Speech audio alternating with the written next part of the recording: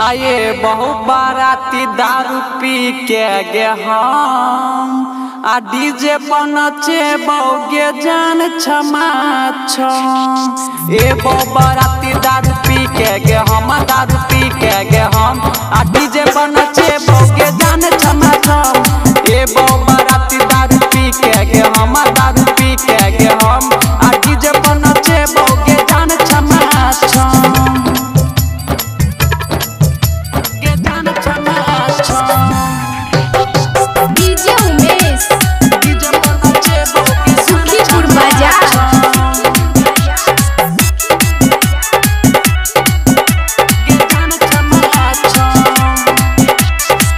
जे बजा को हम एबो कौनखी तोरा पर चलेबो आ लिख के अपन नंबरवा स्टेज पे पर तोरा धरेबो स्टेज पे पर तोरा धरेबो।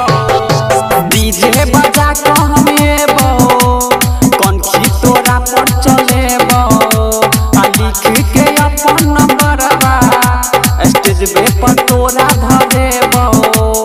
फोड़बो पराका आ फोड़बो हम बम फोड़बो पराका आ फोड़बो हम बम। आये बहु बाराती दारू पी के गे आ डीजे पे नचे बौगे जान क्षमा छम। ए बहु बाराती दारू पी के गे हम दारू पी के गे हम आ डीजे पर नचे बौगे जान क्षमा छम। ए बहु बाराती दारू पी के गे हम दारू पी के गे हम आ डीजे पर नचे बौगे जान क्षमा छम। गे जान क्षमा छम।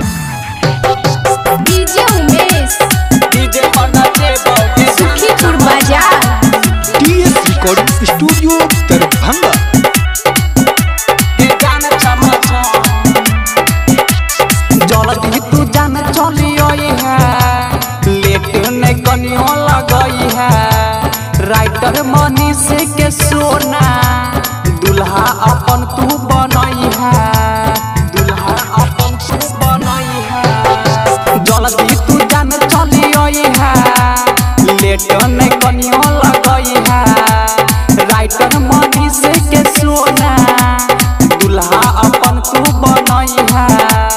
गायक मोहन के बुझिया नहीं कम गायक मोहन के बुझिया नहीं कम।